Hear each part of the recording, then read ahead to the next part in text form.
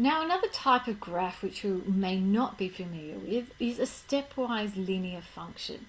So it's linear because it's still a straight line graph, but it's not your traditional straight line graph where we have gradients and it's in the form y equals mx plus v.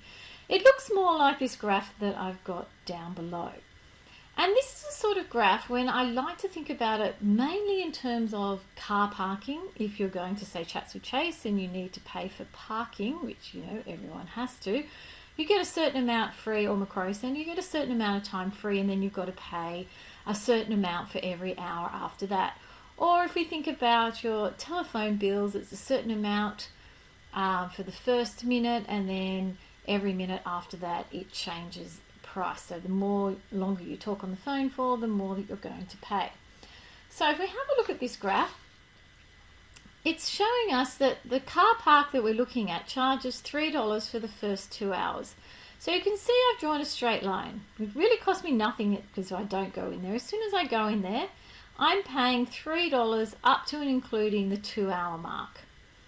Now, at 1 minute over the 2 hours, I then have to pay an extra $1. Now, I can stay for the extra hour, or I could stay for 15 minutes. It doesn't make any difference how long I stay there for, but I just know that if I go 1 second or 1 minute over my 2 hour mark, which is why we have this open circle here, I'm then going to pay more money. So if I'm in there from just over 2 hours to 3 hours exactly, I'm going to be charged $4.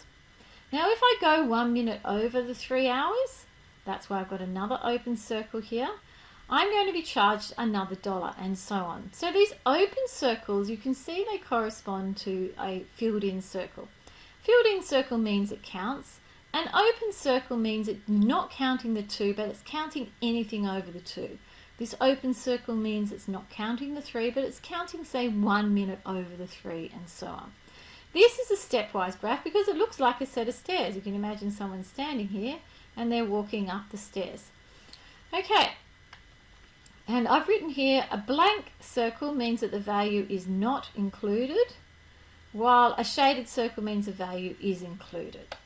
So let's have a look at being able to draw a graph. A telephone call is charged at 75 cents for the first minute and 25 cents per minute after that. Draw a graph of the cost of a telephone call. So let's draw a graph, and let's do it for, say, 1 to 10. So let's do 1 to 10 along the bottom.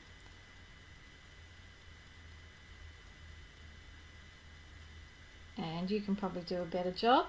And then let's think about what's going on. It's 25 cents for the first. So let's do the first one as 25. And then we'll go, 50, and then 75, and then $1.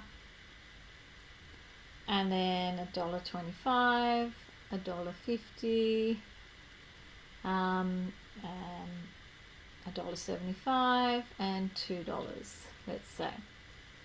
Let's see how we do it. A telephone call is charged at 75 cents for the first minute. So for the first minute, let me get another colour, it's costing me 75, so closed in circle on the end. Now, after that, it's 25 cents per minute. So if I go to the next minute, it's going to cost me $1. So at 1 minute, if I get off the phone just at 1 minute, I'm not going to be charged, but it's going to be an open circle and then a filled-in straight line. And then for the next one, it's going to be the similar thing again because it's now 25 cents. So if you go over 2 minutes, it's going to be an open circle here and coloured in. And then an open circle and a filled-in line, and then an open circle and a filled-in line, and so on. And that's what my stepwise graph would look like for my telephone. Okay, there's some idea, and don't forget to label our axes. Time is along the bottom and cost is along my vertical in dollars. Okay, there is my stepwise graph. So having a look at the next one, here is an example of just being able to read a stepwise graph. So let's have a look at this one.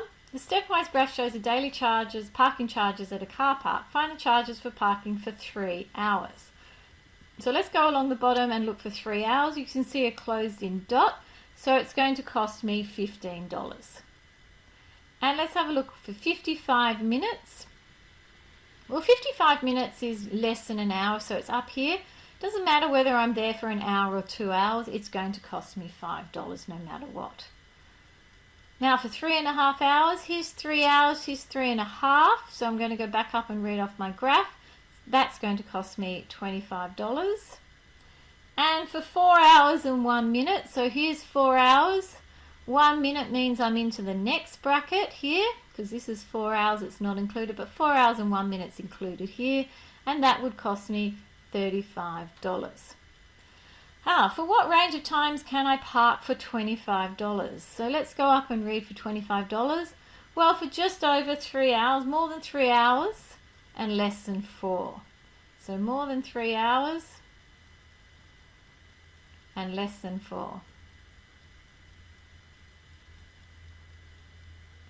What does the arrow on step 40 mean? So look up here, here's the arrow on the $40. What do you think that means? Well, that means it's going to continue. That's the maximum charges per day. So I'd say that that's the maximum charges per day. And I'm pretty sure you've all seen that on the signs in the car parks around our local area.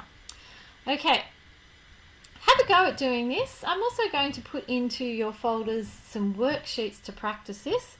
Some practice of drawing, practice of reading. If you have any questions, you know where to find me.